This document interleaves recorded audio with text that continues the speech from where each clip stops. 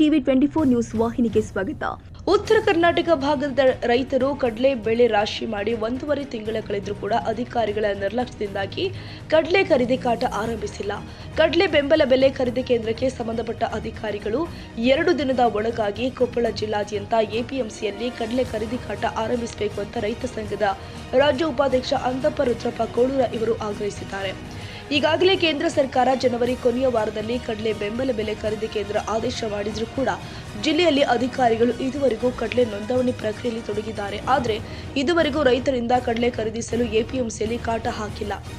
ಸರ್ಕಾರ ಕಡಲೆ ಬೆಂಬಲ ಬೆಲೆಗೆ ಆದೇಶ ಮಾಡ್ತಾರೆ, ಆದರೆ ಇದರ ಬಗ್ಗೆ ಯಾವ ಅಧಿಕಾರಿಗಳು ಕೂಡ ಕ್ರಮ ವಹಿಸ್ತಾ ಇಲ್ಲ.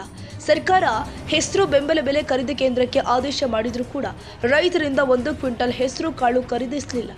ಅಧಿಕಾರಿಗಳು ಇದರ ಬೆನ್ನಲ್ಲೇ ಕೇಂದ್ರ ಸರ್ಕಾರ ಮೆಕ್ಕೆಜೋಳಕ್ಕೆ ಬೆಂಬಲ ಬೆಲೆ ಖರೀದಿ ಕೇಂದ್ರ ಆರಂಭಿಸಿದ್ರೂ ಕೂಡ ಮೆಕ್ಕೆಜೋಳ ಖರೀದಿಸಲು ಕೂಡ ರಾಜ್ಯ ಸರ್ಕಾರ 10 ಬಾರಿ ಆದೇಶ ಬದಲಾವಣೆ ಮಾಡಿ ರೈತರಿಂದ 108 ದಾಖಲೆ ಕೇಳಿ ರಾಜ್ಯದ ರೈತರಿಗೆ ಗೊಂದಲ ಸೃಷ್ಟಿಸಿದ ರಾಜ್ಯ ಸರ್ಕಾರ.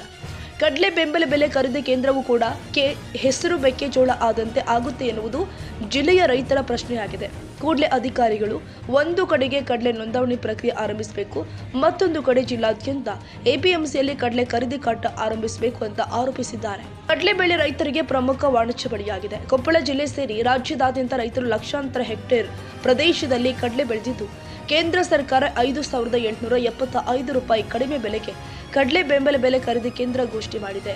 ಕಡಿಮೆ ಬೆಲೆ ಆದರೂ ಕೂಡ ಪರವಾಗಿಲ್ಲ, ಸರ್ಕಾರ ಆದೇಶಿಸಿದ ಬೆಲೆಗಾದರೂ ಜಿಲ್ಲಾದ್ಯಂತ ಎಪಿಎಂಸಿಯಲ್ಲಿ ಹಾಗೂ ಕಡಲೆ ಖರೀದಿಸುವ ಕಡಲೆ ಪಾಯಿಂಟ್ನಲ್ಲಿ ಇದುವರೆಗೂ ಕಡಲೆ ಖರೀದಿ ಕಾಟ ಆರಂಭಿಸಲು ಅಧಿಕಾರಿಗಳು ಮುಂದಾಗಿಲ್ಲ ಅಂತ ರೈತ ಸಂಘದಿಂದ ಆರೋಪಿಸಿದ್ದಾರೆ.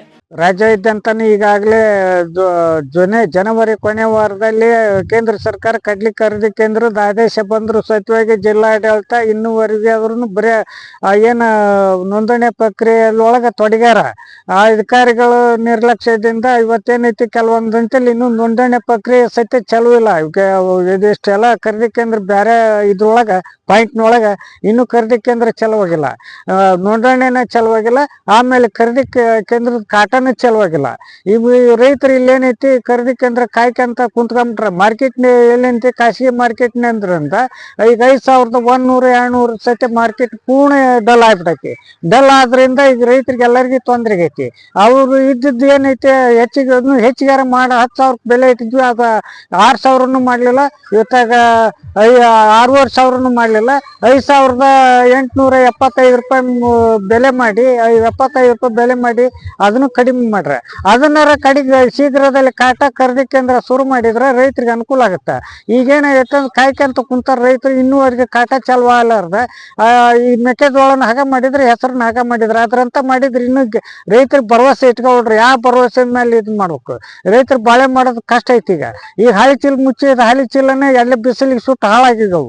ಶೀಘ್ರದಲ್ಲಿ ಇನ್ನು 2 ದಿನದ ಖರೀದಿ ಕೇಂದ್ರನ ಕಾಟ ಹಾಕಿ ಎಲ್ಲ ರೈತರಿಂದ ಖರೀದಿ ಮಾಡ್ಕೋಬೇಕು. ಖರೀದಿ ಮಾಡ್ಕೊಂಡು 4 ಕ್ವಿಂಟಲ್ ಎಕರೆಕ್ 4 ಕ್ವಿಂಟಲ್ ತೊಗೊಂತಾರೆ. ಒಬ್ಬ ರೈತರಿಗೆ ಏನೈತೆ ಅಂದ್ರೆ ಎಕರೆಕ್ 4 ಕ್ವಿಂಟಲ್ ಬಿಡ್ಬೇಕು. ಒಬ್ಬ ರೈತರಿಂದ 40 ಕ್ವಿಂಟಲ್ ಕಡ್ಲಿ ಖರೀದಿ ಮಾಡ್ಬೇಕು. ಕಡ್ಲಿ ಖರೀದಿ ಮಾಡಿದ 1 ತಿಂಗಳದೊಳಗೆ ಅವ್ರಿಗೆ ರೊಕ್ಕ ಹಣ ಜಮಾ ಮಾಡ್ಬೇಕು ಅವ್ರ ಖಾತ್ಯಾಕ. ಅಂದ್ರೆ ಶೀಘ್ರದಲ್ಲಿ ಆ ಕೆಲಸ ನೀವು ನಾಳೆ ಆಡತೋ ಖರೀದಿ ಕೇಂದ್ರ ಆರಂಭಿಸಿದ್ರೆ ಎಲ್ಲ ರೈತರಿಗೆ ಅನುಕೂಲ ಆಗುತ್ತೆ ಅಂತೇಳಿ ರೈತ ಸಂಘದ ರಾಜ್ಯ ಉಪಾಧ್ಯಕ್ಷ ಅಂತಪ್ಪ ಕೋಳೂರು ಈ ಮಾಧ್ಯಮ ಮೂಲಕ ನಾನು ಮನವಿ ಮಾಡ್ಕೊಂತೀನಿ. ಇದು